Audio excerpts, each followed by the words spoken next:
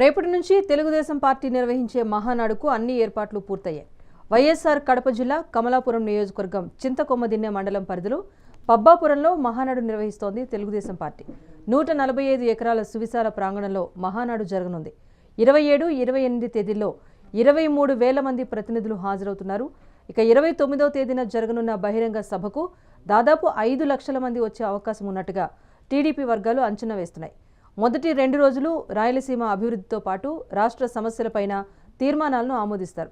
ఇక టీడీపీ అధినేత చంద్రబాబు, లోకేష్ రేపు సాయంత్రం మహానాడు ప్రాంగణానికి చేరుకుంటారు. మహానాడు అంటే గుర్తుకొచ్చేది వంటకాలు. అందుకే భోజన ప్రియులకు మహానాడు పేరు వినగానే లొట్టలేస్తూ ఉంటారు. ఇక ఈసారి కూడా మహానాడులో రకరకాల వంటలు అతిథులను, కార్యకర్తలను నోరూరించడం ఖాయంగా తెలుస్తోంది. దాదాపు 30 రకాల వంటకాలు తెలుగు తమ్ముళ్ల జిహ్వ చాపల్యానికి పరీక్ష పెట్టడం ఖాయం. ఆంధ్రమాత గోంగూరతో కలిపి శాకాహార, మాంసాహార భోజనాలతో పాటు 6 రకాల బ్రేక్ఫాస్ట్ ఐటమ్స్ కూడా రమ్మంటున్నాయి. ఉదయం ఇడ్లీ, వడ, ఉప్మా, పొంగల్, పూరితో సహా 6 రకాల దోశలతో రకరకాల చట్నీలు, సాంబార్ వెల్కమ్ చెప్పబోతున్నాయి. ఇక మధ్యాహ్నం షడ్రసోపేతమైన భోజనాన్ని వడ్డిస్తారు. మధ్యాహ్నం భోజనంలో గుత్తి వంకాయ కూర, దొండకాయ ఫ్రై, పప్పు, సాంబారు, రసం, మటన్ కర్రీ, రొయ్యల వేపుడు, చికెన్ వేపుడు, చేపల పులుసు, కాకినాడ కాజా, పూతరేకులు, కాళహస్తి పాలకోవా, బాదుషాతో పాటు మాడుగుల హల్వా, ఇలా వీటితో పాటుగా చివరికి గడ్డ పెరుగు, బిర్యానీ అండ్ వైట్ రైస్ 2 ఉంటాయి. ఇక సాయంత్రం చపాతీ, పుల్కా విత్ కుర్మా. ఇది మహానాడుకు సంబంధించిన మెగా మెను. టీడీపీ నిర్వహిస్తున్న మహానాడుకు సంబంధించి అయితే 5 లక్షల మంది వరకు కూడా కార్యకర్తలు, ప్రతినిధులు, ప్రజలు హాజరవుతారని తెలుస్తోంది. ప్రస్తుతం టీడీపీ మహానాడుకు సంబంధించి ఏర్పాట్లు పూర్తయ్యాయి. 27, 28, 29 తేదీల్లో జరగనున్న మహానాడుకు సంబంధించి పూర్తి డీటెయిల్స్ మా సీనియర్ కరెస్పాండెంట్ కృష్ణ అందిస్తారు. కృష్ణ, చెప్పండి, టీడీపీ మహానాడుకు సంబంధించి ఏర్పాట్లన్నీ పూర్తయ్యాయా? డీటెయిల్స్ ఏంటి? మొత్తానికి తీసుకుంటే తెలుగుదేశం పార్టీ కూటమి అధికారంలోకి వచ్చినాక మొదటి సంవత్సరంగా నిర్వహిస్తున్నటువంటి ఏదైతే మహానాడు ఉందో, ఇదైతే అంగరంగ వైభవంగా నిర్వహించడానికి ఇప్పటికే అన్ని ఏర్పాట్లు అయితే ప్రభుత్వం అయితే చేసేసినట్లయితే చూస్తా ఉన్నాం.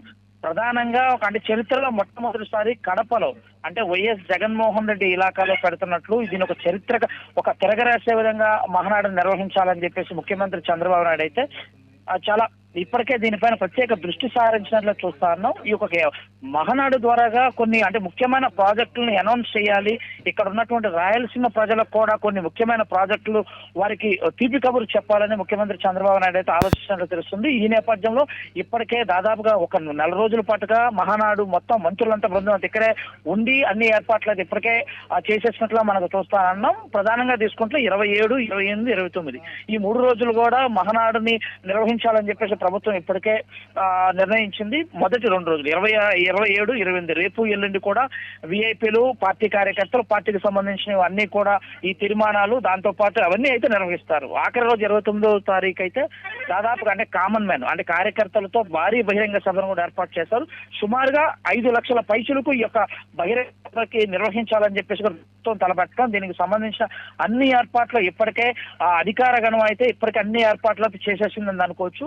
ప్రధానంగా ఏదైతే ఈరోజు వస్తున్న అతిథులకు అయితే పెద్ద ఎత్తున మెనూను కూడా ఇప్పటికే సిద్ధం చేశారు. ఉదయం పూట తీసుకుంటే ఇడ్లీ, వడ, పొంగల్, అదేవిధంగా అంటే పూరి, ఇవన్నీ కూడా మెనూ అయితే సిద్ధం చేశారు. మధ్యాహ్నం భోజనంలోకి అయితే నాన్ వెజ్ అంటే చేపలతో పాటు రొయ్యలు, చికెను, మటను అంటే ఇట్లాగా పప్పు, దీంతో పాటు అన్ని రకాలుగా నాన్ వెజ్ ఐటమ్స్ కానీ వెజ్ ఐటమ్స్ కానీ అయితే ఏర్పాట్లు చేస్తారు. దీంతో పాటు అతిథులకు అయితే ప్రధానంగా స్వీట్స్ ఏర్పాటు చేశారు. మాడుగుల హల్వా, కాకినాడ కాజా, ఇట్లా ఆత్రేయపురం పూతరేకులతో పాటు ఇట్లా అనేక రకాల రుచికర వంటలు ఆంధ్రప్రదేశ్ లో ఉన్నటువంటి ప్రముఖ ప్రాంతాల నుంచి కూడా ఇప్పటికే స్వీట్స్ అయితే తెప్పించడం అయితే చూస్తా ఉన్నాం.